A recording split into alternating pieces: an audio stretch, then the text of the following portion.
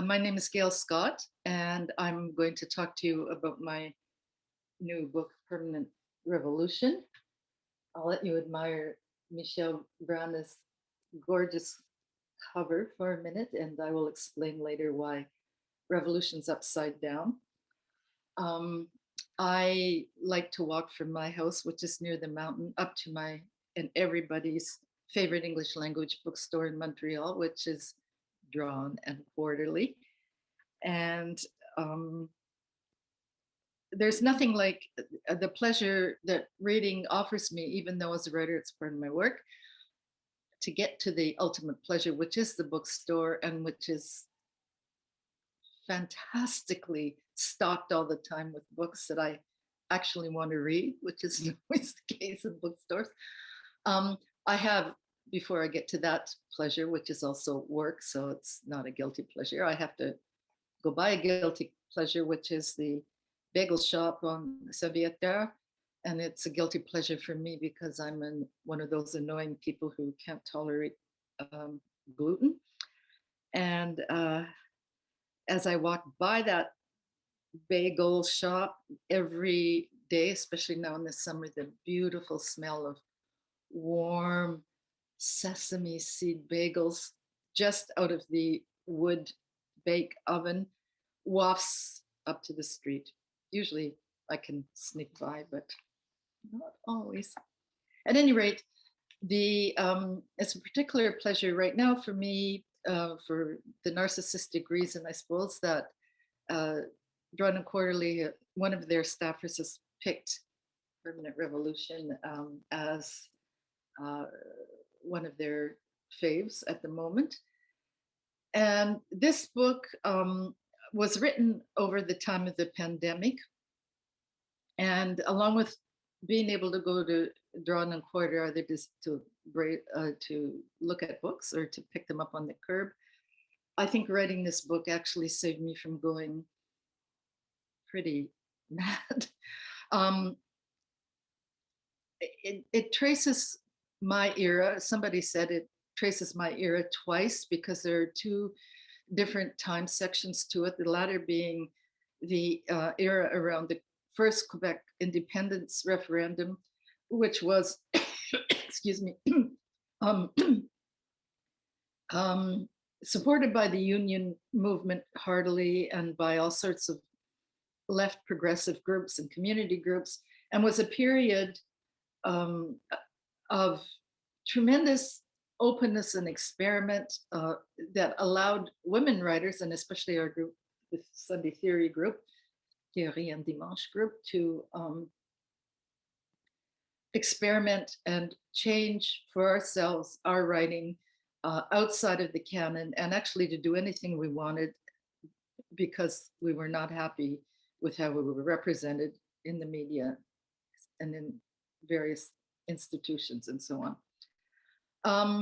The more contemporary half of the book, which is called The Smell of Fish, is more about intersecting with queer writing across the continent and writers of other diverse minorities, and represents the thinking I had while writing my four novels.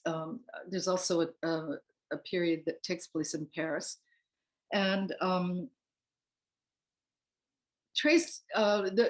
the essays trace my experiment with writing social issues and trying to find new ways of putting sentences together, new language to write them.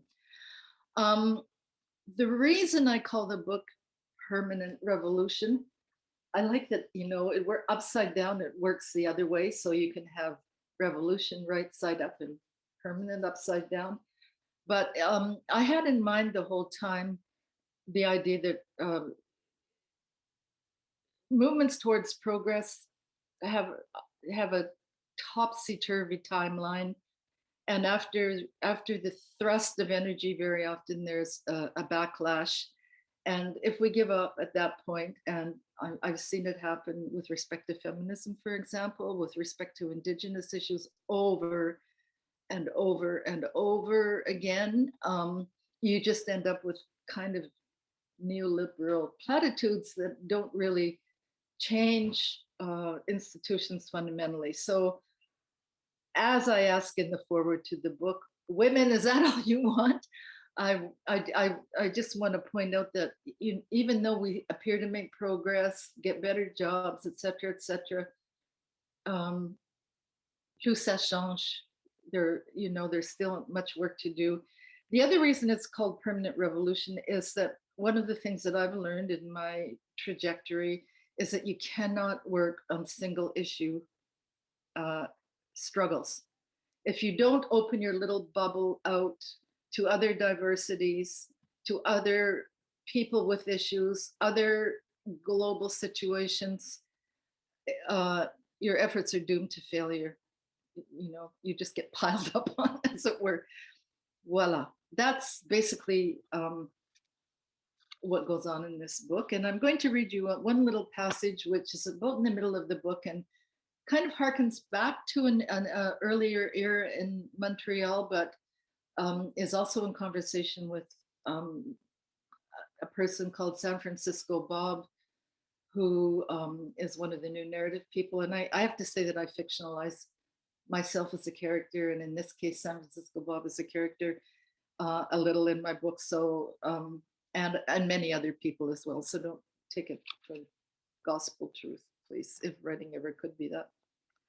So in this situation, Gail is welcoming Bob on a visit to Montreal, and she's very anxious to show him what a French speaking city she works in.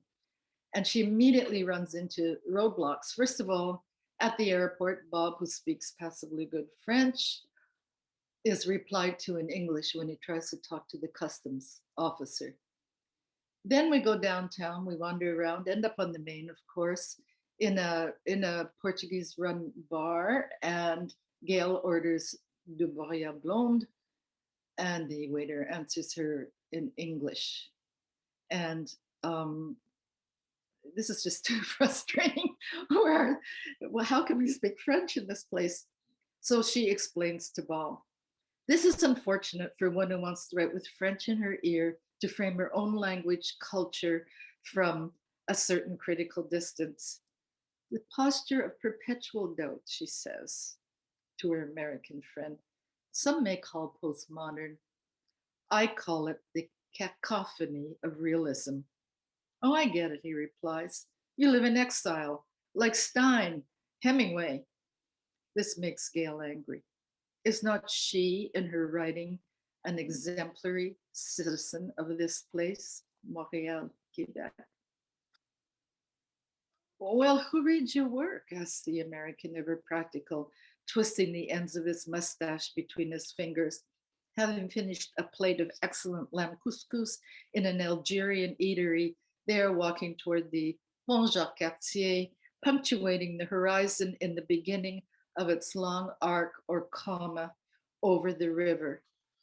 Tomorrow, Gail will expand on the comma of translation, that space that signals the perpetual human drift of identity, which Bob understands well, being himself a bit of a queen. In the gay village, he disappears into a show bar for men only. She sits in a cafe watching tourists, leather dykes, throngs of beautiful men in tight sweaters and good haircuts, the queen decked out as Nana Mouskouri or the eternal Marilyn, the trans women coiffed, well turned out, attractively skirted, one climbing stairs to a bar suitably named Sky. Tomorrow, she and he will talk of what it means to write with unstable identities.